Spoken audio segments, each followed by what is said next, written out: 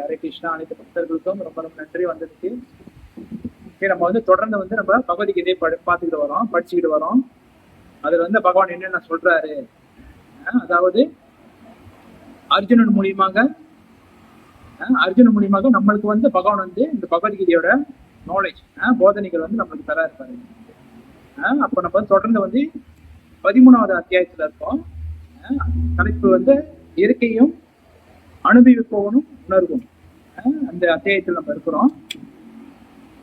இது வந்து பகவான் வந்து உடல், அப்புறம் ஆத்மா அறிபவன், அதாவது களத்தை அறிபவன், இதை பற்றி சொல்லிட்டு வர்றாரு. அந்த வகையில வந்து பகவான் வந்து போன அத்தியாயத்துல வந்து போன ஸ்லோகத்துல வந்து என்னென்ன சொன்னாரு பார்த்துட்டு அதுக்கப்புறம் நம்ம வந்து இன்றைக்குள்ள ஸ்லோகத்துக்கு நம்ம வரலாம். ஓகேங்களா? வந்து மங்களாச்சரணம் படிச்சிருவோம். ஓகே. ஓ ஹரே கிருஷ்ணா. அனைத்து பக்தர்களுக்கும் ரொம்ப ரொம்ப நன்றி. இந்த மாலை பொழுதுல உங்களோட நேரங்களை செலவு பண்ணி இந்த பகவத்கீதை உபன்யாசத்தை கேட்க வந்திருக்கிற எல்லாத்துக்கும் ரொம்ப ரொம்ப நன்றி. ஓகே. ஹரே கிருஷ்ணா. இன்றைக்கு வந்து நம்மளுடைய கௌடி சம்பிரதாயத்துல, அதாவது நம்மளுடைய கௌடிய பரம்பரையில, வைஷ்ணவ குரு பரம்பரையில ஸ்ரீ ரகுநாததாஸ் கோஸ்வாமி, அதாவது சத் கோஸ்வாமி இருக்காங்களா, 6 கோஸ்வாமி, அவங்களுடைய ரகுநாதாஸ் கோஸ்வாமின்னு அவருடைய தோன்றி தினம், அதாவது நாளைக்கு வருது. அப்ப அதனால நம்ம வந்து இன்றைய பகவத்கீதை நம்ம பார்த்துட்டு கடைசியா வந்து அவருடைய சில வாக்கிய வரலாறுகளை வந்து நம்ம தெரிஞ்சுக்கணும். ஓகேங்களா? ஏன்னா நம்ம வந்து பகவத்கீதை கேட்கறதோட அதுவும் நல்ல விஷயம். அது மட்டும் இல்லாம பக்தர்களை பத்தி தெரிஞ்சுக்கிறதுல அது வந்து இன்னும் ரொம்ப நல்ல விஷயமா கருதப்படுது. ஓகேங்களா? அப்ப நம்ம வந்து பகவத்கீதையை பார்த்துட்டு இன்றைக்கு உள்ள ஸ்லோகத்தை நம்ம பார்த்துட்டு கடைசியா வந்து சில ரகுநாதாஸ் கோஸ்வாமி அவருடைய சில விஷயங்கள் வந்து நம்ம தெரிஞ்சுக்கணும்.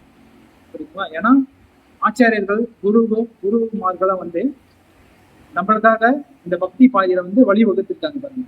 எப்படி நம்ம வந்து பயிற்சி பண்ணணும், எப்படி வந்து நம்ம சாதன பக்தி செய்யணும். சாதன பக்தியில என்னதுன்னா நம்ம வந்து எப்படி சாண்டிங் பண்ணணும், எப்படி வந்து நம்ம நாம சங்கீர்த்தனை பண்ணணும், எப்படி பகவானை நினைக்கணும், எப்படி பகவானுக்கு சேவை செய்யணும், எப்படி கைங்கரியம் பண்ணணும், இதெல்லாம் வந்து ஆச்சாரிகள் குருமார்கள் நம்ம சொல்லி தந்திருக்காங்க பாருங்க. அப்ப இந்த நிலையில வந்து அவங்களுக்கு தோன்ற தினமா இருந்தாலும் சரி, அவங்களுடைய மறைந்த தினமாக இருந்தாலும் சரி, அவங்கள வந்து நினைச்சு பார்க்கணும். நம்மளுக்கு நினைச்சு பார்த்து அவங்கள பத்தி பேசி அவங்கள பத்தி டிஸ்கஸ் பண்ணோம்னா அவங்களுடைய கருணை வந்து இந்த பகவத்கீதை மூலியமாக நம்மளுக்கு கிடைக்கப்படும். புரியுதுங்களா? அப்ப வந்து தொடர்ந்து வந்து நம்ம இன்றைக்குள்ள ஸ்லோகம் பார்த்துட்டு அதுக்கு முன்னாடி வந்து போன ஸ்லோகத்தை நம்ம பார்த்துட்டு அதுல கிருஷ்ணன் என்ன சொன்னாரு நம்ம விளக்கிட்டு பேசிட்டு அதுக்கப்புறம் இன்றைக்குள்ள ஸ்லோகத்துக்கு நம்ம வரலாம். சரிங்களா? ஹரே கிருஷ்ணன். வந்து போன ஸ்லோகம் அத்தியாயம் 13 பதம் 22ல கிருஷ்ணன் என்ன சொன்னாரு, பிரபுபாதர் என்ன விளக்குனாரு, அது அர்ஜுனன் என்ன கேட்டு புரிஞ்சுக்கிட்டாரு, அதை நம்ம பார்த்துட்டு இன்றைக்குள்ள ஸ்லோகத்துக்கு வரணும். ஓகே. Text 22 chapter 30. புருஷா பிரகிருதி ஸ்தோஹி புங்க்தே பிரகிருதி ஜான் குணான் காரணம் குணசங்கோ அஸ்ய ஷத் அஷத் யோனி ஜன்மஷு. மொழிபெயர்ப்பு: இவ்வாறாக ஜட இயற்கையில் உள்ள உயிர்வாளி இயற்கையின் குணங்களை அனுபவித்துக் கொண்டு வாழ்வின் வழிகளை பின்பற்றுகின்றான். இவை ஜட இயற்கையின் தொடர்பினால் ஏற்படுபவை. இவ்வாறு பல்வேறு இனங்களில் அவன் நன்மை தீமைகளை சந்திக்கின்றான். அதாவது ஜீவாத்மாவோட நிலைமை பத்தி பகவான் சொல்றாரு பாருங்க. இந்த ஜட இயற்கையினுடைய அந்த ஆதிக்கத்துல மாட்டிக்கொண்டு இந்த ஜீவாத்மா வந்து கஷ்டப்படுது. ஜட இயற்கையின் துன்பம்னால் ஜட இயற்கையின் தொடர்பினால் ஏற்படுபவை என்னது அந்த துன்பங்கள், அந்த முக்குணங்கள். இவ்வாறு பல்வேறு இனங்களில் அவன் நன்மை தீமைகளை சிந்திக்கிறான். இங்க சொல்றாரு பாருங்க கிருஷ்ணரு, பல்வேறு இனங்கள்னு சொல்றாரு பாருங்க. அவரு குறிப்பிட்ட மனுஷனை மட்டும் சொல்லல, பல்வேறு இனங்கள்னா பல் வகையான உடல்ல இருக்குல்ல, 84 லட்சம் வகையான உயிரினங்கள் இருக்குல்ல, அந்த ஒவ்வொரு உடல்லையும் இந்த ஜீவாத்மா மாட்டிக்கிட்டு தவிக்குது அப்படின்னு சொல்றாரு. அந்த ஒவ்வொரு உடல்ல நன்மை தீமைகளை இந்த ஜீவாத்மா சந்திக்குதுன்னு சொல்றாரு. ஏன்னாக்கா குணங்களால மாட்டிக்கொண்டு இந்த ஜீவாத்மா கஷ்டப்பட்டு இருக்கு. ஆனா சில காலங்கள்ல வந்து நான் தான் வந்து எல்லாத்தையும் செய்யறேன், நான் தான் வந்து எல்லாமே நடத்துறேன், என்னாலதான் எல்லாமே நடத்த சொல்லிட்டு சில காலம் வந்து அந்த ஜீவாத்மா நினைச்சுக்குதுன்னு சொல்றாரு. போப்பாடு வந்து புறப்பாடு சொல்லியிருப்பாரு பின்னாடி. ஆனா இன்னைக்கு நம்ம பார்க்கக்கூடிய ஸ்லோகத்துல வந்து ஜீவாத்மா மட்டும்தான் எல்லாமே செய்யுதா, ஜீவாத்மால மட்டும்தான் எல்லாமே நடக்குதா, ஜீவாத்மா தான் எல்லாத்தையும் கர்த்தாவா, அதாவது ஜீவாத்மா தான் அனுமதி கொடுக்குதா, இல்ல அதுக்கு முன்னாடி யாரு இருக்கிறா, அதை வந்து கிருஷ்ணர் வந்து அழகா சொல்றாரு. இன்றைக்கு ஒரு ஸ்லோகத்தை நம்ம பார்க்கலாம். ஓகே, ரொம்ப ஃபேமஸான ஸ்லோகம் இந்த ஸ்லோகம். Chapter 30 text 23. உபத்ருஷ்டானும் அந்த பக்தா போக்தா மகேஸ்வரம் பரமாத்மேதி சப்யுக்தோ தேஹே அஸ்மின் புருஷ பரஹ. உபதிருஷ்ட அனுமந்தா பக்தா போக்தா மகேஸ்வரம் பரமாத்மேதி சப்யுக்தோ தேஹே அஸ்மின் புருஷ பரஹ. ஓகே மதி, ரொம்ப ரொம்ப நன்றி மதி, கரெக்டா படிச்சீங்க. அதே உங்க பேர் வந்து தமிழா, உங்க பேர் தமிழ்னு போட்டிருக்கேன், என்ன பேர் மாதவி? ஓ ஓ தமிழ் சரி, ஓகே ஓகே மாதவி, ரொம்ப ரொம்ப நன்றி மாதவி. ஓகே மதி, ஓகே மதி. ஓகே, மொழிபெயர்ப்பு. இருப்பினும் இவ்வுடலில் மற்றொருவர் இருக்கின்றார், அவர் தெய்வீக அனுபவிப்பாளர், அவரே இறைவன், பரம உரிமையாளர், மேற்பார்வையிட்டு அனுமதி வழங்குபவரும் பரமாத்மா என்று அறியப்படுபவரும் அவரே. ஓகே, தமிழ் செல்வி மாதாஜி மறுபடியும் மொழிபெயர்ப்பு படிக்கிறீங்களா நீங்க? ஓகே, இந்த ஸ்லோகத்துல வந்து அருமையான ஸ்லோகம் இது. இது வந்து சொன்ன பாருங்க, இந்த ஜீவாத்மா மட்டும்தான் எல்லாமே செய்யுதா, ஜீவாத்மாவாலதான் எல்லாமே நடக்குதா அப்படின்னு கிடையாது. இங்க வந்து பகவான் வந்து பரமாத்மாவா இருக்கிறாரு அப்படின்னு சொல்லிட்டு சொல்லப்படுது பாருங்க. அந்த வந்து நான் அதுக்கப்புறம் விளக்குறேன். அந்த மொழிபெயர்ப்புல பாத்தீங்கன்னாக்கா, இவ்வுடலில் மற்றொருவரும் இருக்கின்றார், அவர் தெய்வீக அனுபவிப்பாளர். தெய்வீக அனுபவிப்பாளர்னா யாருனாக்கா கிருஷ்ணர். கிருஷ்ணர் தான் வந்து தெய்வீக அனுபவிப்பாளர், அவரே இறைவன், பரம உரிமையாளர். அவர் தான் இறைவன், அவர் தான் பரம உரிமையாளர். அதனாலதான் வந்து சொன்ன பாருங்க, பக்தா பொக்தா மகேஸ்வரம்னு மேல ஸ்லோகத்துல வருது பாருங்க. ஏன்னாக்கா மகேஸ்வரன்னா பகவான் ஸ்ரீ கிருஷ்ணன். மகேஸ்வரன் சொல்லலாம், பரமேஸ்வரன் சொல்லலாம். அவர்தான் அனுபவிப்பாங்க, அவரே இறைவன், பரம உரிமையாளர், மேற்பார்வையிட்டு அனுமதி வழங்குபவரும் பரமாத்மா என்று அறியப்படுபவரும் அவரே. அவர் தான் மேற்பார்வையிட்டார் பாருங்க.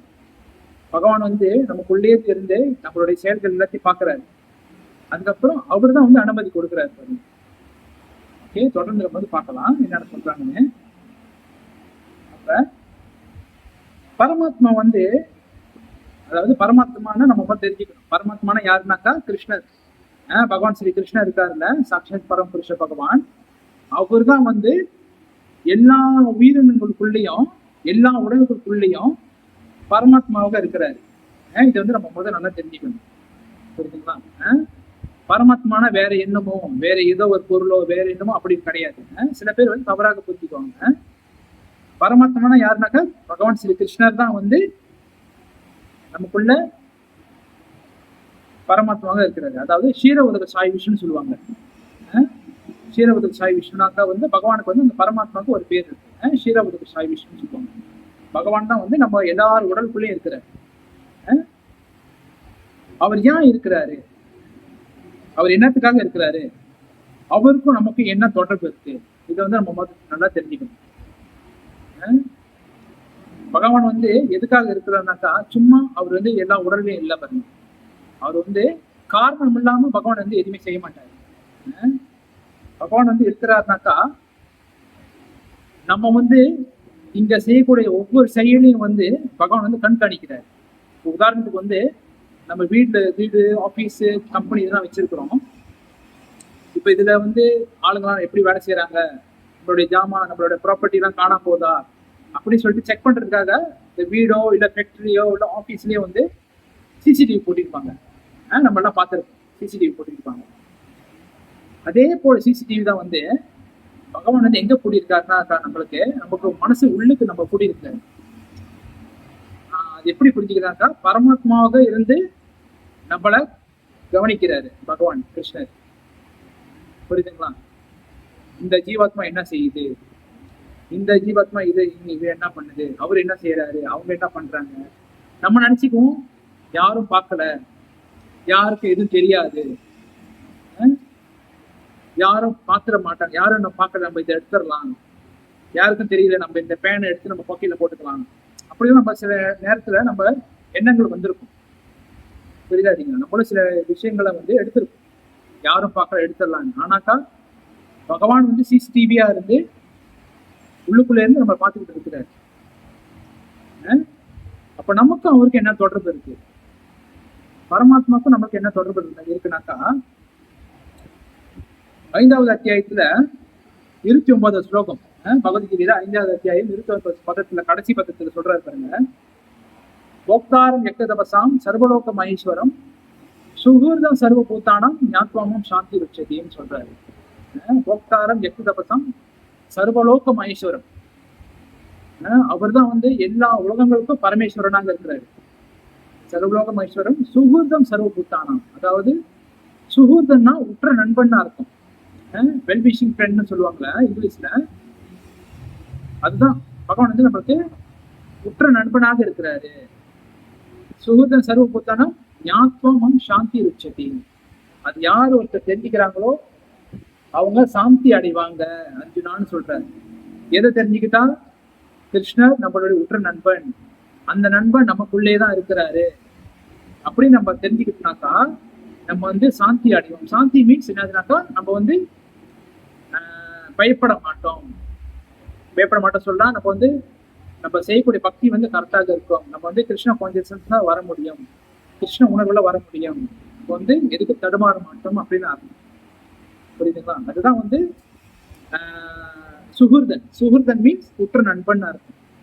அப்ப இதுதான் வந்து நமக்கும் பரமாத்மாவுக்கும் உள்ள தொடர்பு. இதுல உதாரணத்துக்கு ஒரு விஷயம் எடுத்துக்கோங்க. அப்படின்னாக்கா இப்ப எனக்கு வந்து ஒரு 10 கூட்டாளி இருக்கிறாங்க, 10 கூட்டாளி இருக்கிறாங்க இப்போதைக்கு. இப்ப தெரிஞ்சு சின்ன வயசுல ஒரு 15 நம்ம ஸ்கூல் படிச்ச கூட்டாளி தான் இருப்பாங்க. இப்ப ரீசெண்டா இருக்கிறது வந்து 10 பேர் நம்மளுக்கு நெருக்கமான கூட்டாளி இருக்கிறாங்கன்னு வச்சுக்கோங்களேன். அப்ப இவங்க வந்து நம்ம கொஞ்ச காலம் தெரியும், இவங்க வந்து எனக்காக எல்லாமே செய்வாங்க, இவங்க வந்து எனக்கு எது வேணாலும் கொடுப்பாரு, இப்படியும் நம்ம வந்து இந்த சொல்லலாம். எனக்குன்னு ஒரு பிரச்சனைனா என் கூட்டாளி நிற்பான் அப்படின்னு நம்ம பேசுவோம். நிறைய படங்கள்ல நம்ம பார்த்திருப்போம். ஆனா நம்ம இறந்துட்ட பிறகு அந்த நட்பு தொடருமா? தொடராது. அது மிகப்பெரிய ஒரு கேள்விக்குறியா இருக்கு. அதே போல அடுத்த பிரிவு எடுக்கணும். அடுத்த பிரிவுல நமக்கு ஒரு கூட்டாளி இருப்பாங்க, அந்த கூட்டாளி நம்ம செத்து போன பிறகு அதுக்கப்புறம் தொடருவாங்களா? இல்லை. அப்ப அதே மாதிரி அந்த நட்புங்கிற விஷயம் வந்து மாறிக்கொண்டே வருது பாருங்க. இப்ப சின்ன வயசுல இருந்த என் கூட்டாளி இப்ப நம்ம கூட இல்லை, என் கூட இல்லை, அவங்க வந்து வேற எங்கேயோ இருக்கிறாங்க, நம்ம வேற எங்கேயோ இருக்கோம், தொடர்பு டச்சிங் எதுவுமே இல்லை. இப்ப புது கூட்டாளி இருக்கிறாங்க. அதே போலதான் அந்த நட்பு வந்து மாறிக்கிட்டே இருக்கும். புரியுதுங்களா? ஆனா நம்ம எடுக்கிற ஒவ்வொரு பிறவியிலையும் எங்கெங்க நம்ம பிறக்கிறோமோ, என்னென்ன உடல்களை எடுக்கிறோமோ, ஆன்மீக லோகம் போனாலும் சரி, பௌதிக லோகத்துல வாழ்ந்தாலும் சரி, நம்ம நரகலோகம் பாதாள லோகங்களுக்கு போனாலும் சரி, பல கிரகங்களுக்கு நம்ம போனாலும் சரி, நம்ம கிட்ட இருந்து பிரியாத ஒரே ஒரு நட்பு என்ன நட்புனாக்கா அது பகவான் ஸ்ரீ கிருஷ்ணர் மட்டுமே தான். இது வந்து மறுக்க முடியாத ஒரு கருத்து, மறுக்க முடியாத ஒரு கருத்து இது. ஏன்னாக்கா பகவான் தான் வந்து நமக்கு எப்பயுமே நம்ம கூட வராது பாருங்க. நம்ம கிட்ட நம்ம எங்க இருந்தாலும் சரி, எங்க இருந்தாலும் சரி, பகவான் தான் வந்து நம்ம கூட எப்பயுமே இருக்கிறாரு. எனக்கு கிருஷ்ணர் தான் வந்து உற்ற நண்பன் நம்மளுக்கு. அதுதான் சொன்ன மாதிரி சுகூர்தன் மீன்ஸ் நமக்கு வெல்விஷி ஃப்ரெண்ட் கிருஷ்ணர் மட்டுமே தான். அதனாலதான் வந்து நம்ம எது வேண்டுனாலும் பகவான் கிட்ட நம்ம முறையிடணும். நம்ம மித்த யாருக்கிட்டையும் போக தேவையில்லை. ஏன்னா பகவான் தான் நமக்கு உற்ற நண்பன். அதனாலதான் வந்து இங்க சொல்றாரு, நமக்கும் கிருஷ்ணருக்கு என்ன தொடர்புனாக்கா இந்த தொடர்பு தான். பகவான் வந்து நமக்கு உற்ற நண்பன். கிருஷ்ணர் மாரி ஒரு நண்பன் வந்து நம்மளுக்கு யாருக்குமே கிடைக்காது. சரிங்களா? அப்ப சில ஒருமை தத்துவவாதிகள்னு சொல்றாங்க. ஒருமை தத்துவவாதிகள்னாக்கா அவங்க ஒருமை தத்துவவாதிகள் அவங்க என்ன சொல்றாங்கன்னாக்கா, ஆத்மாவும் பரமாத்மாவும் ஒண்ணு, ஆத்மாவும் பரமாத்மாவும் ஒண்ணு, பகவானுக்கு வந்து உருவம் இல்லை அப்படி சொல்லிட்டு ஒருமை தத்துவவாதிகள் இருக்கிறாங்க. அவங்க யாருனாக்கா இயற்கையை தான் வந்து எல்லாமே செய்யுது. அவங்க வந்து கடவுள் இல்லை, எல்லாமே ஆத்மா அது அப்படிதான் சொல்லிட்டு இருக்கிறாங்க. அவங்களோட கருத்து வந்து இங்க வந்து மறுக்கப்படுது. ஏன்னாக்கா ஆத்மா வேறு, பரமாத்மா வேறு. இது வந்து நம்ம நல்லா தெளிவா புரிஞ்சுக்கணும். ஆத்மா வந்து இந்த ஒரு உடலை மட்டும்தான் தெரிஞ்சு கொள்ள முடியும். புரிஞ்சுங்களா? ஆத்மா வந்து இப்ப இந்த ஒரு குறிப்பிட்ட உடலை மட்டும்தான் தெரிஞ்சு கொள்ள முடியும். ஆனா பரமாத்மா வந்து எல்லா உடலையும் தெரிஞ்சுக்க முடியும். கிருஷ்ணரால எல்லா உடல்லையும் என்னென்ன நடக்குது. இப்போ சொந்தத்தை பார்த்துக்கிட்டீங்கன்னாக்கா, இப்ப நம்ம மனசு உடம்பு நம்மளுக்கு தெரியும். அப்ப மிருக உடம்பு அதெல்லாம் யாரு பார்த்துப்பா?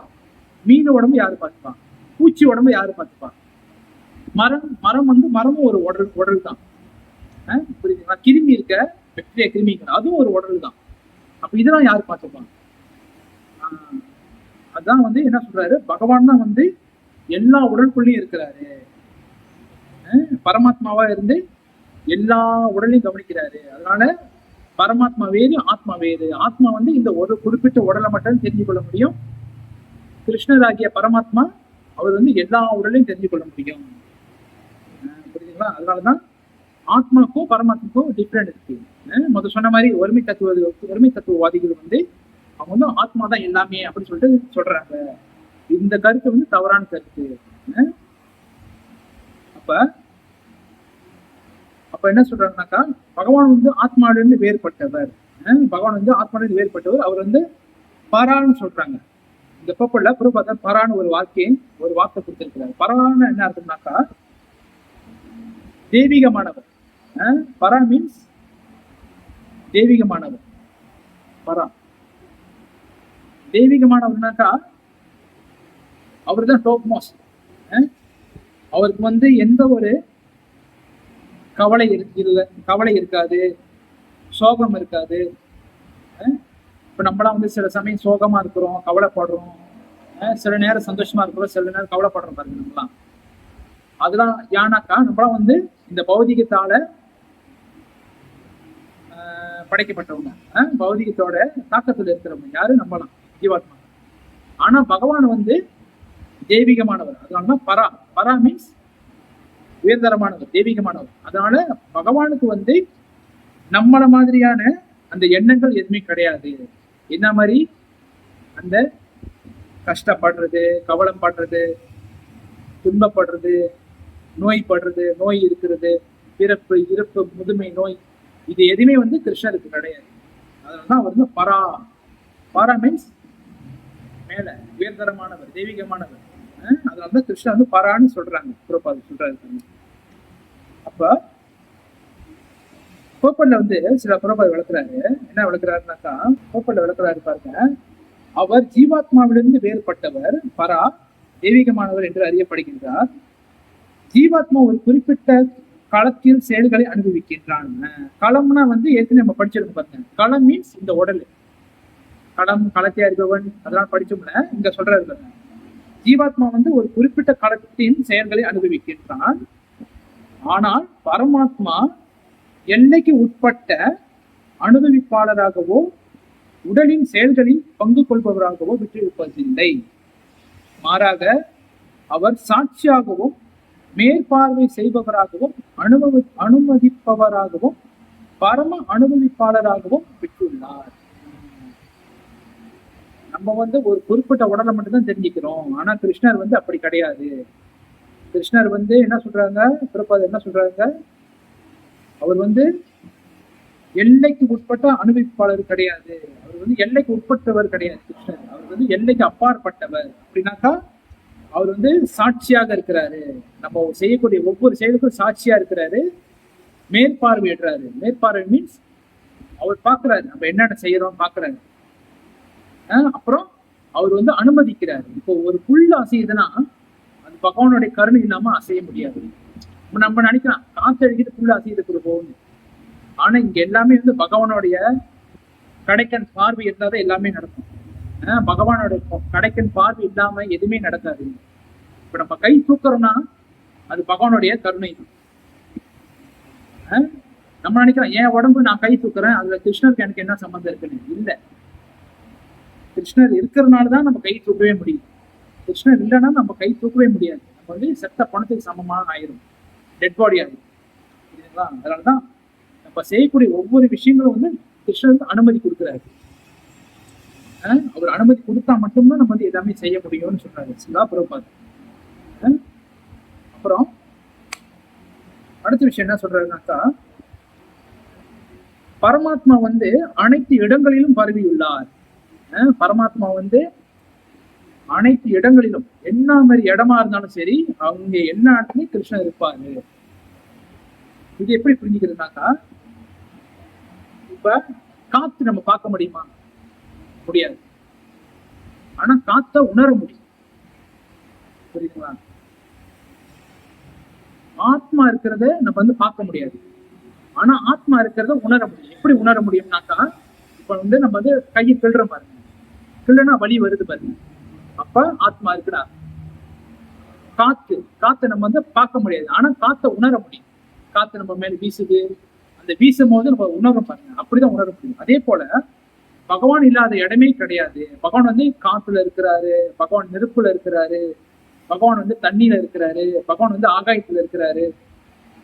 அது மட்டும் இல்லாம பகவானுடைய ஒரு கண்ணு வந்து சூரியனாக இருக்கிறாரு, இன்னொரு கண்ணு வந்து சந்திரனாக இருக்கிறாரு, நிலாவாக இருக்கிறாரு. இது வந்து சாஸ்திரங்களை கொடுக்கப்பட்டிருக்கு. அப்ப இருட்டு நேரத்துல சில திருடர்கள்லாம் திருடுறாங்க பாருங்க. இருட்டுல தான் திருடர்கள்லாம் நிறைய வெளியாவாங்க. அவங்க நினைச்சுக்கிறாங்க யாரும் பார்க்கலன்னு. ஆனா நிலாவாக இருந்து பகவான் பார்த்துக்கிட்டு தான் இருக்கிறாரு. சில நேரங்கள்ல பகல் நேரத்துல திருட்டுலாம் நடக்குது, யாரும் பார்க்கல எடுத்துடலாம் சொல்லிட்டு நினைக்கிறோம். ஆனா பகல்ல கூட சூரியனாக இருந்து பகவான் பார்த்துக்கிட்டு தான் இருக்கிறாரு. இப்ப பகவான் இல்லாத இடமே இருக்க முடியாது. பகவான் வந்து எல்லா இடத்துலயும் இருக்கிறாரு. சொன்ன மாதிரி ஒரு இடத்துல வந்து 4வது அத்தியாயத்துல வந்து பகவத்கீதையில அர்ஜுனன் வந்து கேட்பாரு, நீ நானும் ஒன்னா தானே விளையாண்டுட்டு இருந்தோம் கிருஷ்ணா. யாருக்கிட்ட? அர்ஜுனன் வந்து கிருஷ்ணன் கேட்பாரு, நீ நானும் ஒன்னா தானே விளையாண்டுட்டு இருந்தோம், நீ எப்படி சூரிய தேவனுக்கு போய் பகவத்கீதை பேசுன அப்படின்னு கேட்பாரு. அப்ப கிருஷ்ணன் சொல்லுவாரு, நீ வந்து அர்ஜுனா நீ இந்த பிரிவுல தான் உனக்கு வந்து நான் நண்பன், இந்த பிரிவுல தான் உனக்கு வந்து என்னை தெரியும். ஆனா இதுக்கு பல பிரிவு நீ எடுத்துட்ட, இதுக்கு முன்னே நீ என் கூட இருந்த, ஆனா உனக்கு தெரியாது, எனக்கு மட்டும் தான் தெரியும். அதே போல சூரிய தேவனுக்கு வந்து விவஸ்வான் சூரிய தேவன் இருக்கிறார, பல்லாயிரம் வருஷத்துக்கு முன்னாடி நான் சூரிய தேவனுக்கு போயிட்டு இந்த பகவத்கீதையை சொன்னேன் அப்படின்னு சொல்லுவாரு. அப்ப சூரிய தேவனுக்கே போய் சொல்லியிருக்கிறாருன்னா, அப்ப சூரிய தேவனுடைய அந்த உலகம் வந்து சூரியகருக்கு வந்து என்ன மாதிரி சூடு. அப்ப அங்கேயும் போய் சொல்லியிருக்கிறாருனாக்கா, அப்ப அங்கேயும் ஜீவாத்மாக்கள் இருக்கிறாங்க. புரியுதுங்களா? அப்ப அங்க ஜீவாத்மா இல்லாம கிருஷ்ணர் அங்க போய் சொல்ல தேவையில்லையே, அங்க போறதுக்கு இடம் இல்லையே பகவானுக்கு. அப்ப அங்க ஏன் மெனுக்கிட்டு போய் சொல்றாருனாக்கா, அங்கேயும் வந்து ஜீவாத்மாக்கள் இருக்கிறாங்க. அதனாலதான் வந்து கிருஷ்ணர் வந்து அங்க போய் சொல்லியிருக்கிறாரு. எங்க? சூரிய கிரகத்துல. அப்ப அதுதான் வந்து விளக்கா இருக்காங்க, பகவான் இல்லாத இடமே இருக்க முடியாது. அதனாலதான் வந்து இரண்யகசிப்பு கேட்பாரு பாருங்க பிரகலாதர்கிட்ட, ஏ பிரகலாதா, உன்னுடைய ஈஸ்வரன் சொல்றியா பரமேஸ்வரன் சொல்றியா உன்னோட விஷ்ணு அப்ப எங்க இருக்கிறான்னு கேட்பாரு. யாரு? இரண்யகசிப்பு கர்வத்தோட கேட்பாரு பாருங்க. பணிவா இருந்துகிட்டு யாரு? நம்ம பக்த பிரகலாத மகாராஜர் சொல்லுவாரு, ஆமா பகவான் இல்லாத இடமே கிடையாது, பகவான் எங்கேயும் இருக்கிறாரு, தூணிலும் இருக்கிறாரு, திரும்பிலும் இருக்கிறாரு. அப்ப கேட்டோன்னு உன்னுடைய விஷ்ணு இந்த தூணுக்குள்ள இருக்கிறானா கர்வத்தோட கேட்பாரு இரண்யகசிப்பு. என்னுடைய பகவான், என்னுடைய விஷ்ணு, என்னுடைய பரம்பொருள் இந்த தூணுக்குள்ளே இருக்கிறார் சொன்னோன்னு, அப்ப வந்து இரண்யகசிப்பு கேட்ட போது வரல. இது நல்லா கவனிக்கணும். இரண்யகசிப்பு கேட்ட போது பகவான் நரசிம்ம தேவர் வெளியே வரல. பக்த பிரகலாத மகாராஜா அவர் சொன்னோன்னு ஆம் என்னுடைய பகவான் இதுக்குள்ளதான் இருக்கிறான்னு சொன்னாரு பாருங்க, ஆம்னு சொன்னாரு பாருங்க. அப்பதான் வந்து உருமல் சத்தம் கேட்கும், சிங்கம் உருமல் சத்தம். அந்த சத்தத்தை கேட்டோன்னு இரண்யகசிப்பு வந்து ஒரு ஸ்டெப் பின்னாடி வச்சிருவாரு. இன்னும் உடைச்சுக்கிட்டு வரல பாருங்க, இன்னும் உடைச்சுக்கிட்டு வரல. அந்த அந்த உருமல் சத்தம், இந்த சிங்கம் உருமனை எப்படி இருக்கும், அந்த உருமன சத்தம் கேட்ட உடனே ஒரு ஸ்டெப் பின்னாடி வச்சுட்டாரு. யாரு? இரண்யகசிப்பு. அப்போ உடைச்சிக்கிட்டு வருவாரு பாருங்க. உடைச்சிக்கிட்டு வந்தோடனே அப்பதான் நினைக்கிறாரு, அப்பதான் வந்து இரண்யகசிப்பு பாக்குறாரு, இப்படி ஒரு கோரமான ரூபமா, இதுக்கு முன்னாடி நான் பார்த்ததே இல்லை இந்த மாதிரி ஒரு ரூபத்தை. அப்ப வந்து பகவான் வந்து நரசிம்ம தேவரா வந்து இரண்யகசிப்பை வதம் பண்றாரு பாருங்க. அப்ப இதனாலதான் சொல்றாரு பாருங்க, பரமாத்மா இல்லாத இடமே இல்லை, எல்லா இடத்துலயும் பரமாத்மா இருக்கிறாரு, தூணிலும் இருக்கிறாரு, குறும்பிலும் இருக்கிறாரு. ஏன்னா பகவானுடைய சக்தியால செய்யப்பட்ட விஷயங்கள் தான் இந்த இந்த பொருட்கள் எல்லாம். இப்ப பகவான் கொடுக்கலன்னா நம்ம எதுவுமே செய்ய முடியாது. உதாரணத்துக்கு ஒரு கார் கண்டுபிடிக்கிறாங்க, ஒரு காடி கண்டுபிடிக்கிறாங்க வைங்களேன். இப்ப இந்த காடி கண்டுபிடிக்கிறாங்கன்னாக்கா அதுக்கு மூலப்பொருள்லாம் என்ன வேணும்? இரும்பு வேணும், உலோகங்களை, அந்த மெட்டல்ஸ், அந்த வேற என்னென்ன பாய்ப்பாங்க, நிறைய விஷயங்கள்லாம் பாய்ப்பாங்க, கிஃப்டா பாய்ப்பாங்க, டயர் செய்யறதுக்கு மிச்சம் பாய்ப்பாங்க. இந்த மாதிரி பொருள்லாம் எங்கேருந்து வரணும்? பூமியில இருந்து அடுத்தாகும். அப்ப பூமியில யாரு இந்த பொருள்லாம் வச்சது? இந்த இரும்புலாம் யாரு பூமியில வச்சது? இந்த குத்தா யாரு பூமியில வச்சது? கிருஷ்ணர். இப்ப பகவான் கொடுத்தாதான் நம்ம இதெல்லாம் செய்ய முடியுமே தவிர நம்மளால சொந்தமா எதுவுமே உருவாக்க முடியாது. பிரபுபாதர் ஒரு இடத்துல சொல்லுவாரு, அவர் வந்து ஆரம்ப காலங்கள்ல வெளிநாட்டுல பிரச்சாரம் பண்ணி இருக்கும் போது சில பிரபுபாதர் பேச்சுவார்த்தை நடந்து போவாரு காலையில. அப்ப வந்து அவங்க டிவோட்டிஸ் தான் போவாங்க. அப்ப அவர் நடந்து போயிட்டே இருப்பாரு கடற்கரை ஓரத்துல. அவர் நிப்பாட்டிடுவாரு. நின்றுட்டு அவர் கேட்பாரு, அவரோட டிவோட்டிஸ் கிட்ட பக்தர்கள் கேட்பாரு, இங்க தென்னை மரம் இருக்க, இந்த தென்னை மரத்துக்குள்ள, இந்த தென்னை மரத்துல தேங்காய் இருக்க, அந்த இளநீ இருக்க, அந்த இளநிக்குள்ள தண்ணி யாரு வச்சா அப்படின்னு கேட்பாரு எல்லாத்துக்கிட்டையும். அவங்களும் முடிப்பாங்க. அவங்க சொல்லுவாங்க, என்ன சொல்லுவாங்கன்னாக்கா, இல்ல மரம் வந்து அந்த இளநீ காய்ச்சி அதுக்குள்ள தண்ணி வருது, இட்ஸ் சயின்ஸ், பிலாசபி அப்படி சொல்லிதான் சொல்லுவாங்க. ஆனா புறப்பாடு ஒரே விஷயம் தான் சொல்லுவாரு, இது என்னதான் நீங்க சொன்னாலும் பகவான் அவரு கைங்கரியம், அதாவது பகவானுடைய அந்த சக்தி இல்லாம எதுவுமே இங்க நடக்காது. புரியுதுங்களா? பகவானுடைய அந்த கடைக்கண் பார்வை இல்லாம எதுவுமே இங்க நடக்க முடியாது. பகவான் கருணை இல்லாம இங்க எதுவுமே நடக்க முடியாது. அப்ப பகவான் கொடுத்தாதான் நம்மளுக்கு கிடைக்கும், பகவான் கொடுத்தாலும் நம்மளுக்கு கிடைக்காது. இதுதான் இப்ப வந்து இதுல என்ன தெரியுதுனாக்கா, நம்மளால வந்து ஒரு சின்ன ஒரு இது கூட நம்மளால உருவாக்க முடியாது. பகவான் கொடுத்த பொருட்களை வச்சுதான் நம்ம உருவாக்கலாம் தவிர நம்மளால சொந்தமா எதுவுமே கிரியேட் பண்ண முடியாது.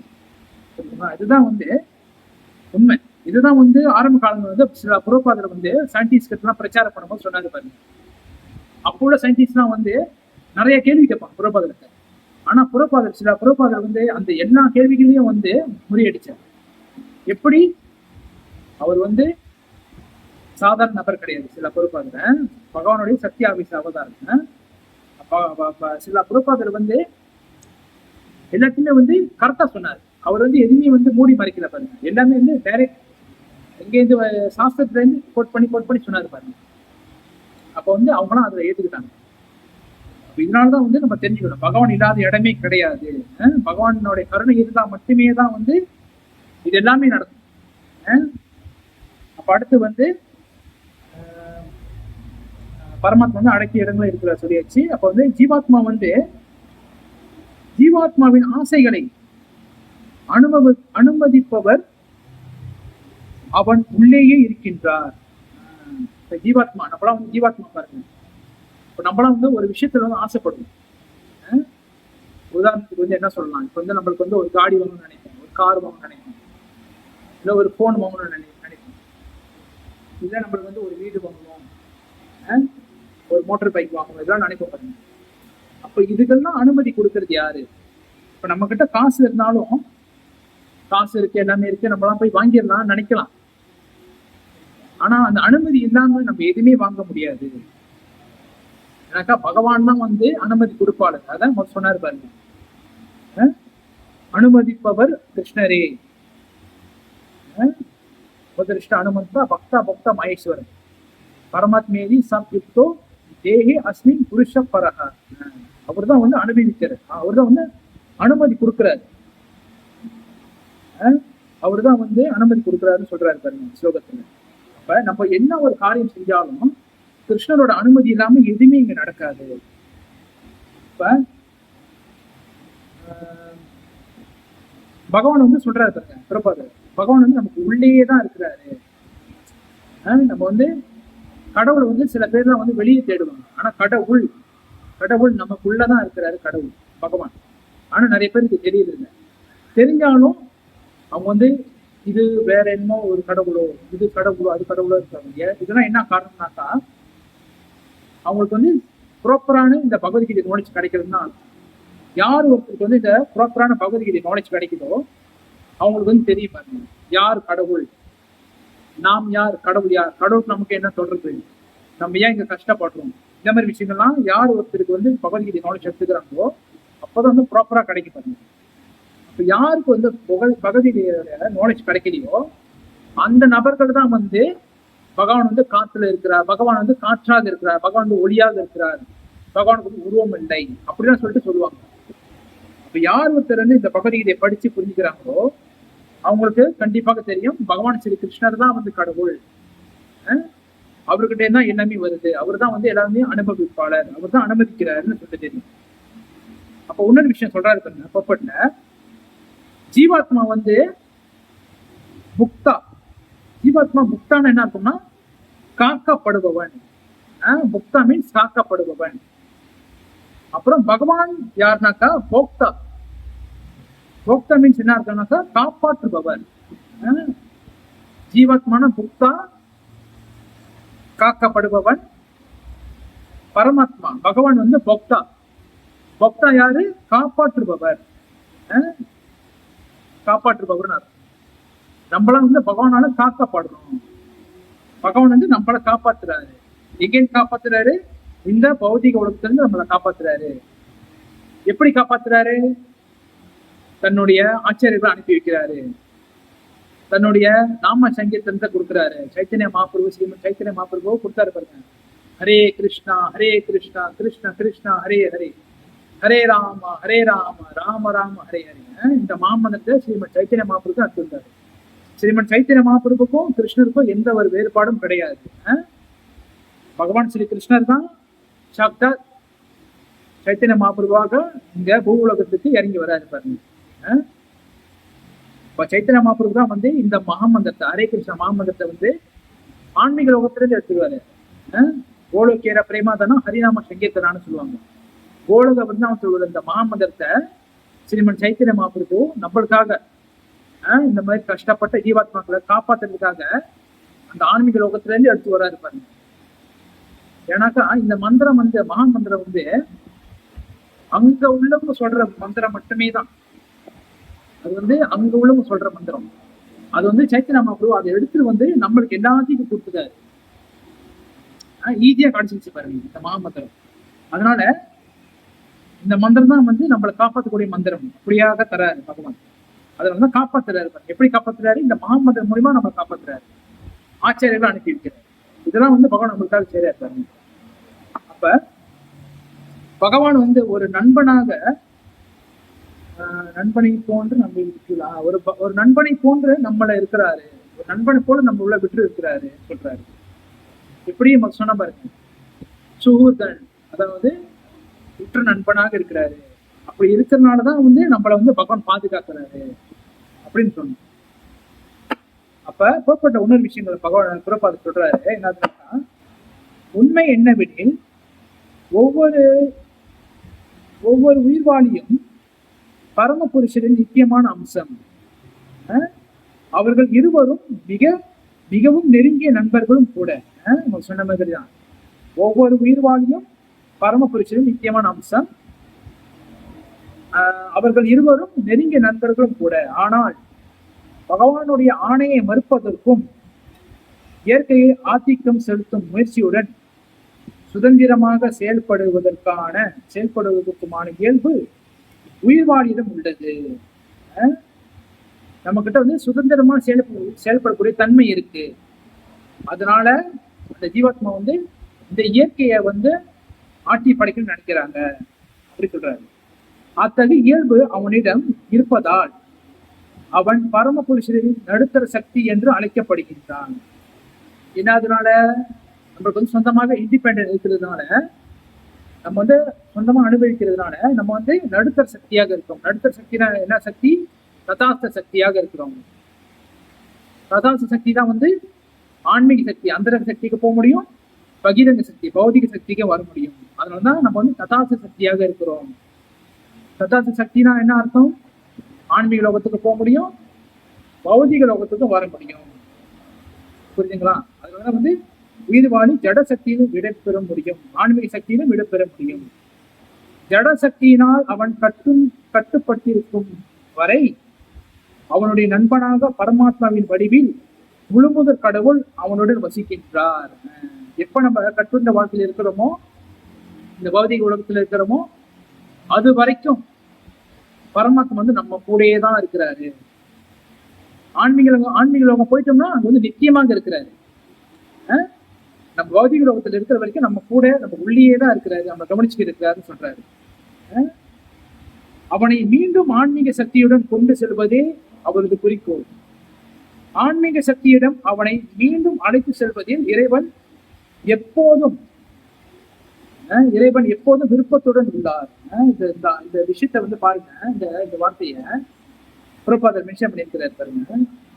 நம்மள வந்து கிருஷ்ணர் கிட்ட கூட்டி போறதுக்காக, ஆன்மீக கூட்டி போறதுக்காக கிருஷ்ணர் வந்து அவ்வளவு ஆர்வமா இருக்கிறாராம். புரியுதுங்களா? பகவான் தான் வந்து நம்மளை கூட்டிட்டு போறதுக்காக ரொம்ப ஆர்வமா இருக்கிறாராம். அவனை மீண்டும் அழைத்து செல்வது இறைவன் எப்போதும் விருப்பத்துடன் உள்ளார், விருப்பமா இருக்கிறாருன்னு சொல்றாரு. ஆனால் தன்னிடம் உள்ள சிறு சுதந்திரத்தின் காரணத்தினால் ஆன்மீக ஒளியின் உறவை தனிப்பட்ட ஈடுபாடி தொடர்ந்து புறக்கணித்து வருகின்றான். பகவான் வந்து ஆசையா இருக்கிறாரு நம்மளெல்லாம் கூப்பிட்டு போறதுக்கு. ஆனா நம்ம வந்து சின்ன சுதந்திரம், இந்த இண்டிபெண்டன்ஸை வச்சுக்கிட்டு நான் இங்க இருக்கணும், இதுதான் என்னுடைய வீடு, இதுதான் என்னுடைய மனைவி, இதுதான் என்னுடைய மக்கள், இதுதான் வந்து என்னுடைய தொழிற்சாலை, இதுதான் என்னுடைய காரு, நான் இங்கதான் இருப்பேன், நான் இங்கதான் வாழ்வேன் சொல்லிட்டு அந்த சுதந்திரத்தை தவறாக பயன்படுத்தி கொண்டு நம்ம இங்கேயே வாழ்ந்துக்கிட்டு இங்கேயே இறந்து கொண்டு மறுபடியும் பிறப்பு, மறுபடியும் இறப்பு, இதிலேயே வாழ்ந்துகிட்டு இருக்கிறோம்னு சொல்றாரு. புரியுதுங்களா? இந்த சுதந்திரம் தொடர்ந்து சொல்றாரு பாருங்க. சுதந்திரத்தின் இத்தகு தவறான உபயோகமே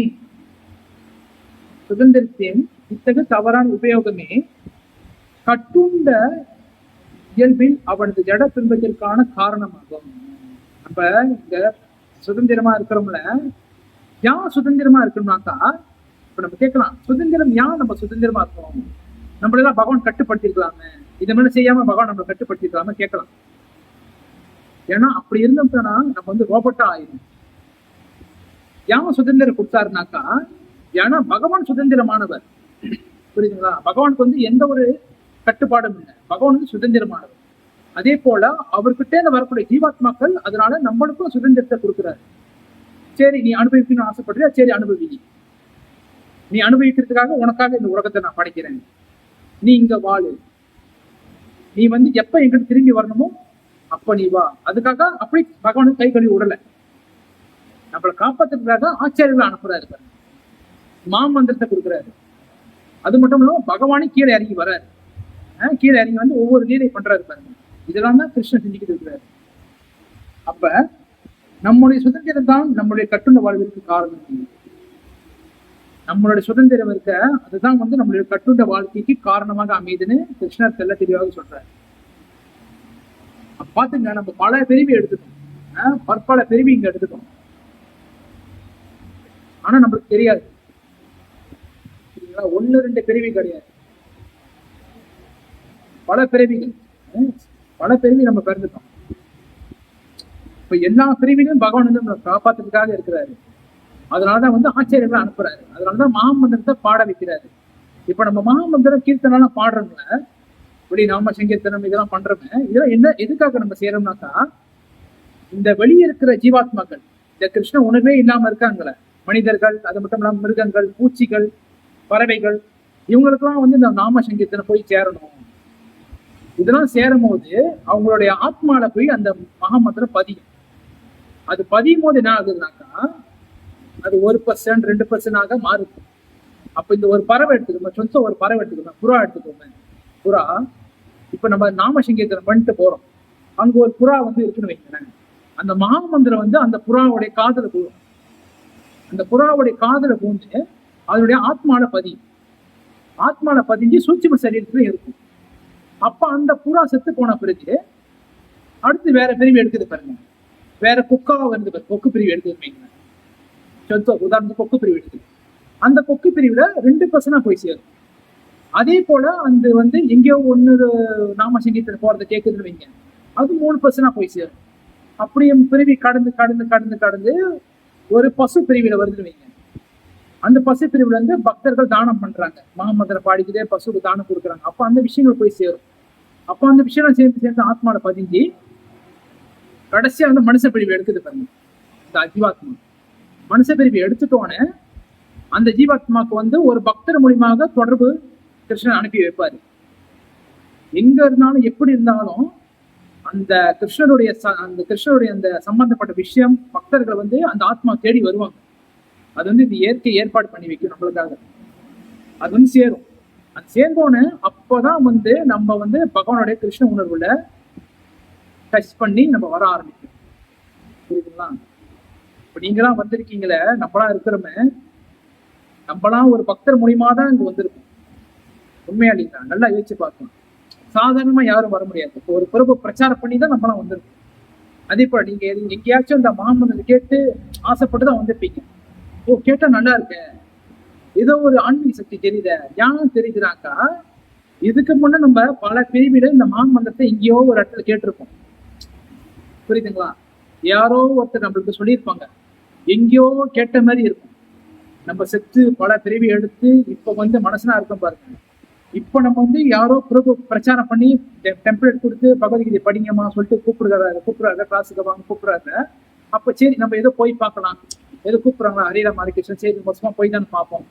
அப்படி வந்தோடனே இங்க வந்து பார்த்தா நல்லா இருக்கும், டான்ஸ் ஆடுறாங்க, நல்லா பிரசாதம் கொடுக்குறாங்க, வா நல்லா ஹரிகதை நல்லா நல்லா பேசுறாங்க, நல்லா ஜாலி ஆடுறாங்க, நல்லா இருக்கு.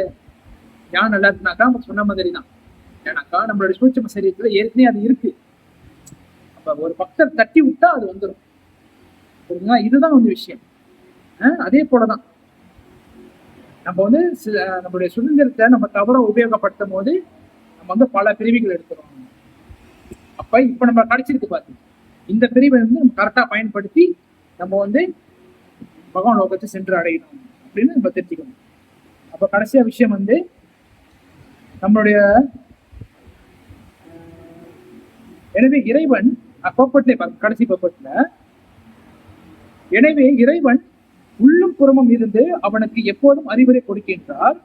பகவத்கீதையில் கூறப்பட்டுள்ள அறிவுரைகளை அவரால் புறத்திலிருந்து கொடுக்கப்படுபவை. புறத்திலிருந்துன்னா பகவான் வந்து இந்த பகவத்கீதை நாலேஜ் வந்து அவர் மனசுல அவர் உள்ளேந்து சொல்றாரு, உள்ளேந்து காட்டுறாரு, உள்ளேந்து விளக்குறாருன்னு. அப்புறம் ஜடத்தளத்தில் செய்யப்படும் செயல்கள் உண்மையான இன்பத்திற்கு உதவிகரமாக அமையாது என்பதை அவனுக்கு உணர்த்துவதற்காக அவர் உள்ளிருந்தபடி முயற்சி செய்கிறார். அப்ப இங்க என்னதான் கஷ்டப்பட்டு நம்ம பல விஷயங்கள் செஞ்சாலும் அதெல்லாம் தற்காலிகமான விஷயம்தான் அப்படின்னு நமக்கு சில நேரத்துல சொல்லுவார். நம்ம சில நேரங்களில் ஒரு விஷயம் செய்யும் போது நமக்கு தோணும் பாருங்க, இது செய்யாத, இது இப்படி பண்ணாத, இது இங்க போய் முடியும், இது இப்படி ஆயிரும் சொல்லுவாரு. ஒரு தோட்டு வரும் பாருங்க, ஒரு நினைப்பு வரும் பாருங்க. அதுதான் வந்து பரமாத்மா நம்ம கிட்ட பேசுறாருன்னு அர்த்தம். அதான் உள்ளிருந்து பேசுறாரு, உள்ளிருந்து சொல்றாருன்னு அர்த்தம். அதான் அவற்றை துறந்து உனது நம்பிக்கையை என்னிடம் திருப்புவாயாக, நீ மகிழ்ச்சியுடன் இருப்பாய் என்று அவர் கூறுகிறார். எப்ப நம்மளுடைய எண்ணங்களை பகவான்கிட்ட திருப்புறமோ நம்ம மகிழ்ச்சியாக இருப்போம்னு சொல்றோம். இவ்வாறாக பரமாத்மா அல்லது பரமபுருஷ பகவானின் மீது தனது நம்பிக்கையை வைக்கும் புத்திசாலி மனிதன் அறிவு நிரம்பிய நித்திய வாழ்வின் ஆனந்தத்தினை நோக்கி முன்னேற்ற தொடங்குகின்றான். யார் ஒரு புத்திசாலி மனிதனாக இருக்கிறாங்களோ அவங்க வந்து இந்த கிருஷ்ண கான்சியஸை பிடிச்சிக்குவாங்க, கிருஷ்ண உணர்வை கைப்பற்றிக்குவாங்க. இந்த கிருஷ்ண உணர்வை நம்மளுக்கு புரியுற மாதிரி சொல்லணும்னா நம்ம கிருஷ்ண உணர்வை கிராஸா பிடிச்சிக்கிட்டு மேலே ஏறி வருவாங்க. புரியுதுங்களா? அப்ப இந்த வகையில வந்து இந்த கிருஷ்ண உணர்வை வந்து நம்மளுக்கு எடுத்து உரைக்கிறதுக்காக நிறைய ஆச்சாரியர்கள் நம்மளுக்கு வந்திருக்கிறாங்க. அதே போல இந்த வகையில வந்து சில ரகுநாததாஸ் கோஸ்வாமி வந்து நம்மளுக்கு பல வகையில வந்து உதவி செஞ்சிருக்கிறாரு. அப்போ இந்த நாளைக்கு வந்து அவருடைய தோன்றி தினம் வருது. அவருடைய சில விஷயங்களை வந்து தெரிஞ்சுக்கிட்டு நம்மளுடைய பகுதியிலேயே நிறைவு பெற வைக்கலாம். ஓகேங்களா? ஏன்னாக்கா ஆச்சாரியர்கள் வந்து சாதாரணமாக இங்க பிரிவு எடுக்கிறது கிடையாது. ஏன்னாக்கா நம்மள மாதிரி கட்டுண்ட ஆத்மாக்களை காப்பாத்துறதுக்காக தான் வந்து ஆச்சாரியர்கள் இங்க தோன்றாங்க. அப்ப அந்த வகையில வந்து சில ரகுநாதாஸ் கோஸ்வாமி வந்து அவருடைய வாழ்க்கை வரலாறு வந்து சில விஷயங்கள் நம்ம வந்து பார்க்கலாம், தெரிஞ்சுக்கலாம். ஏன்னா வைஷ்ணவ பக்தி கேட்கறது வந்து ரொம்ப ரொம்ப நல்ல விஷயம். புரியுதுங்களா? அப்ப சில ரகுநாததாஸ் கோஸ்வாமி வந்து வைஷ்ணவ வம்சத்தில் பிறந்த ஒரு மிகப்பெரிய ஒரு சாது. அவர் வந்து வைஷ்ணவ குடும்பத்துல பிறந்தாரு. அது மட்டும் இல்லாம அவர் வந்து ஒரு பணக்காரருடைய பிள்ளை. அவங்க அப்பா வந்து ரொம்ப பணக்காரராக இருந்தாரு. சிறுவனாக இருந்த போது ஹரிதாஸ் தாக்கூருடைய தொடர்பு அவருக்கு கிடைச்சிச்சு. அந்த ரகுநாதாஸ் கோஸ்வாமிக்கு வந்து சின்ன பையனா இருக்கும்போது ஹரிதாஸ் தாக்கூர் இருக்கிறாருல நாமாச்சாரியா, அவரோட தொடர்பு கிடைச்சிச்சு. எப்போ? சின்ன வயசுலேயே கிடைச்சி அவருடைய ஆசீர்வாதம் பெற்றாரு. 15 வயதில் அவர் பகவான் சைத்தன்யரை சந்தித்தார். 15 வயசுல வந்து பகவான் ஸ்ரீ சைத்தன்யரை பார்த்தாரு. பகவான் அப்ப சில காலங்கள் வந்து அவர் வந்து கல்யாணம் பண்ணி ஃபேமிலியா இருந்து பகவான் நித்யானந்த பிரபு இருக்கிறாரு. அவரோட தொடர்புனாலதான் வந்து அவர் வந்து தன்னுடைய துறவரத்தை மேற்கொள்ள முடிஞ்சிச்சு அப்படின்னு சொல்றாங்க. அவர் வந்து தன் ஃபேமிலியெல்லாம் வந்து பகவானுக்கிட்ட ஒப்படைச்சிட்டு அவர் வந்து தன்னுடைய பிரச்சார வாழ்க்கைக்கு இறங்கினாரு. எப்ப? நித்யானந்த பிரபுடைய கருணை கிடைச்சதுனால. அவர் வந்து செல்வந்த குடும்பத்துக்கு அவர் வந்து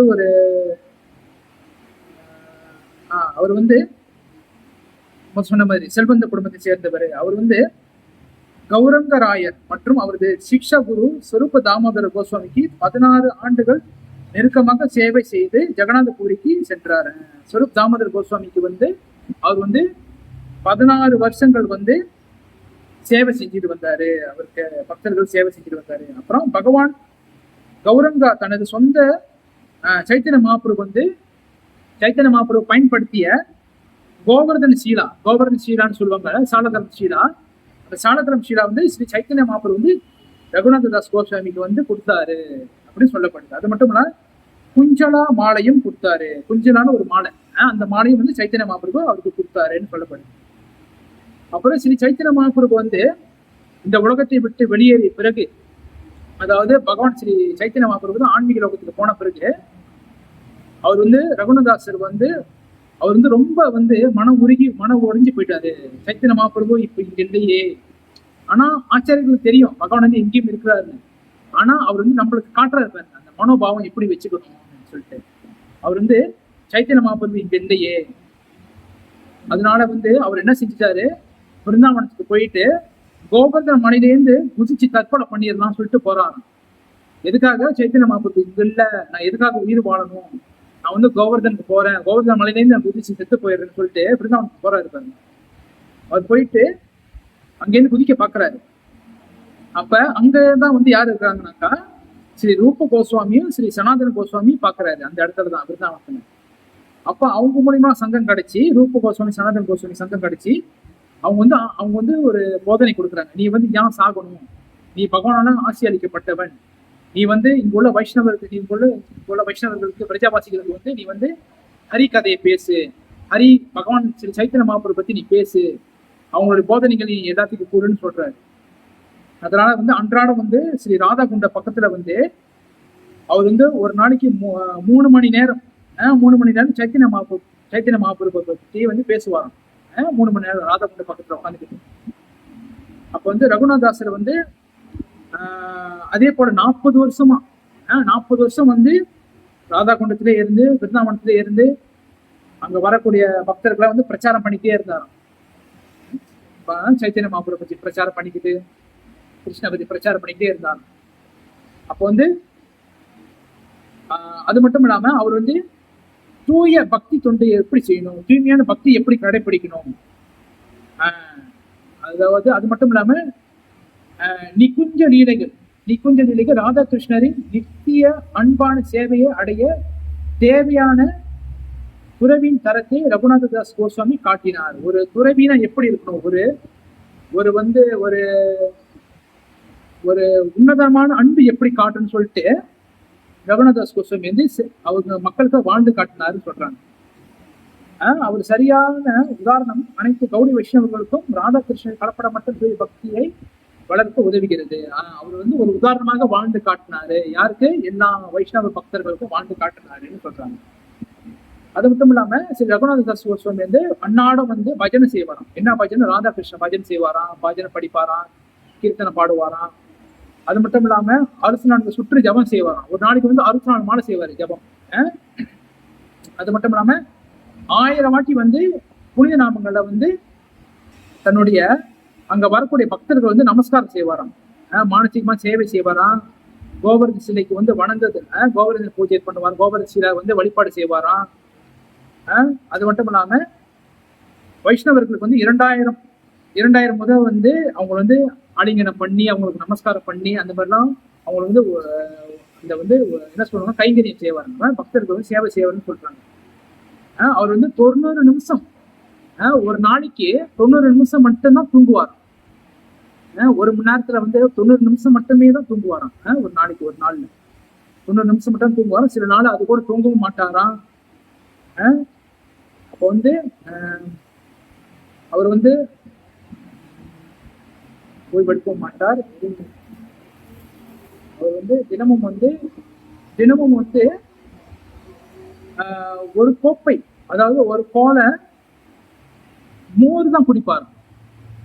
ஒரு நாளைக்கு ஒருவேளை மோர் மட்டுமே குடிச்சு அவர் வந்து வாழ்வார். எதுக்காகனாக்கா தன்னோட வாழ்நாள் முழுமையும் வந்து பகவான் சேவைக்காக இருந்து இந்த உடலை வந்து வெறும் ஆத்மாக்கு தங்கறதுக்காக மட்டுமே பாய்ச்சாராம். வேற எந்த ஒரு புலி நிமித்தமே பாய்க்காம அதனால ஒரு மோர் மட்டுமே குடிச்சு வாழ்ந்தாங்க அப்படி சொல்லப்பட்டிருக்கு. அப்புறம் வந்து அவர் வந்து குறைஞ்சபட்சம் எல்லாருக்கும் எடுத்துக்காட்டாக இருந்தார். பகவான் சைத்தன்யரின் மறைவுக்கு பிறகு வந்து ஆரம்பத்துல வந்து சைத்தன்ய மகாபிரபு இறந்தன இல்லை. சைத்தன்ய மகாபிரபு வந்து ஆன்மீக லோகம் சென்ற பிறகு அவர் வந்து வெறும் பழங்களும் பால்களும் குடிச்சு வாழ்ந்தாருன்னா யாரு? ரகுநாதாஸ் கோஸ்வாமி. அதுக்கப்புறம் வந்து ஸ்ரீ சனாதன கோஸ்வாமி அவரும் மறைஞ்சிட்டாரு.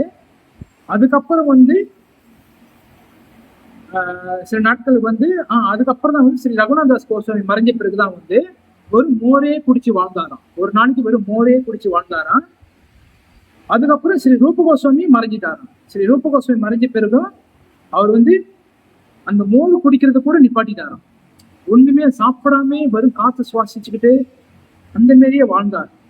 அப்போ அங்குள்ள பிரிஜாவாசிகள் வைஷ்ணவர்களும் வந்து ரொம்ப அழுந்து கேட்பாங்க, நீங்க ஏதாச்சும் சாப்பிடுங்க, நீங்க ஏன் இப்படி ஆயிட்டீங்க, நீங்க வந்து இந்த மாதிரி இருக்கக்கூடாது, நீங்க வந்து ஒரு ஆச்சாரியா, நீங்க வந்து எங்களுக்காக சாப்பிடணும்னு சொல்லிட்டு எல்லாரும் கெஞ்சுவாங்க அவருக்காக.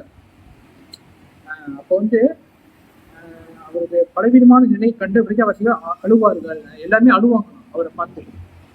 அப்ப ஸ்ரீ ரகுநாதாஸ் கோஸ்வாமி வந்து 3 புஸ்தகங்கள் எழுதியிருக்காங்கன்னு சொல்றாங்க. ஸ்வல்லின்னு போட்டிருக்க மானசீக லீலா, குசுமஞ்சலி மற்றும் பலவற்றை கொண்டுள்ளது. முக்த சரிதம், தானகேடி, சிந்தாமணி, தெய்வ தர்மா, அந்த மாதிரி புஸ்தகங்கள்லாம் எழுதியிருக்கிறாருன்னு சொல்லப்பட்டிருக்கு. அது மட்டும் இல்லாம ஸ்ரீ ரகுநாதாஸ் கோஸ்வாமி வந்து ஸ்ரீ ராதாகிருஷ்ணரின் அன்பான சேவையில் தன்னை ஈடுபடுத்திக் கொள்ளும் மறைப்பொருள் முறையை காட்டினார். எப்படி வந்து ஒருத்தர் ராதாகிருஷ்ணன் லீலையில ஈடுபடுறது அப்படி சொல்லிட்டு காட்டினாராம். யாருக்கு? அந்த பக்தர்கள் தான் அவர் வந்து ஒரு பாடமாக இருந்தார்னு சொல்லப்படுது. அது மட்டும் இல்லாம உயர்ந்த ஆன்மீக பரிபூர்ணம் என்று ரகுநாதாசர் எழுதி கற்பித்தார். அவர் வந்து ஒரு உயர்தரமான ஒரு ஆன்மீக பரிபூர்ணமான ஒரு பக்தர் எப்படி இருக்கணும், அந்த ராதாகிருஷ்ண லீலையில எப்படி நம்ம வந்து சேவை செய்யணும்னு சொல்லிட்டு அவர் வந்து பக்தர்கள் காட்டியிருக்கிறாரு.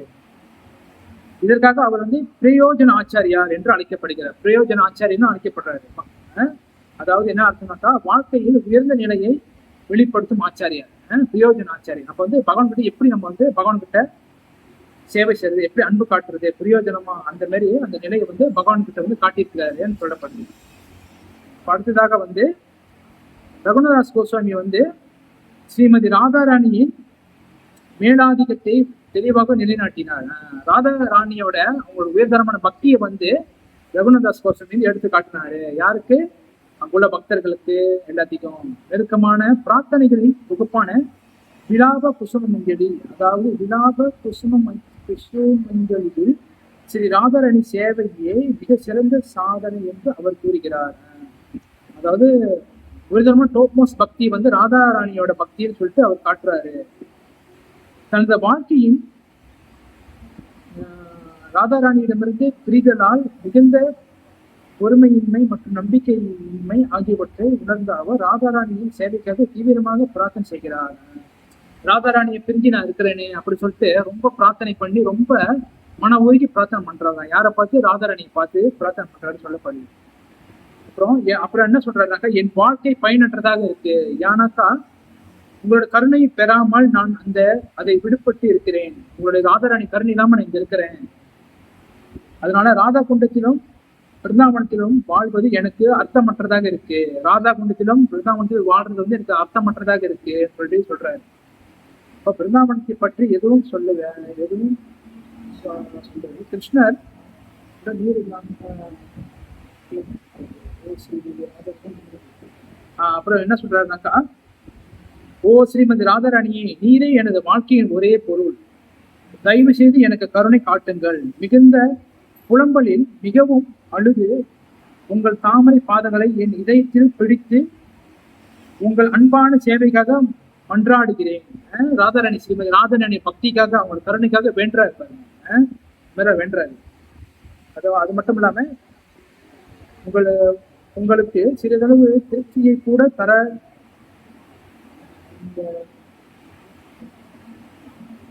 அதே மாதிரி வேண்டாரு பாருங்க. அவர் இப்ப ஸ்ரீமதி ராதாராணியோட கருணை கூர்ந்து வேண்டாரு. கடைசியாக வந்து ஸ்ரீ ரகுநாத் தாஸ் கோஸ்வாமி வந்து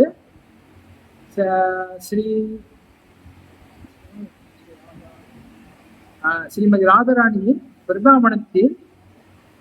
பிருந்தாவன தாமத்தில் ரதி மஞ்சரியாக சேவை செய்கிறார். அதுக்கப்புறம் அவர் வந்து ஸ்ரீமதி ராதாராணியோட கருணை கூர்ந்து வேண்டினார்ல, அவர் வேண்டி மன்றாடி அவங்களுக்காகவே பிரார்த்தனை பண்ணி இருந்தாருங்க. அப்போ வந்து அந்த ரகுநாதாஸ் கோஸ்வாமி வந்து அவருடைய உடலை விட்ட பிறகு அவர் வந்து ஆன்மீக லோகத்தை நேரம் சென்றுட்டாரு.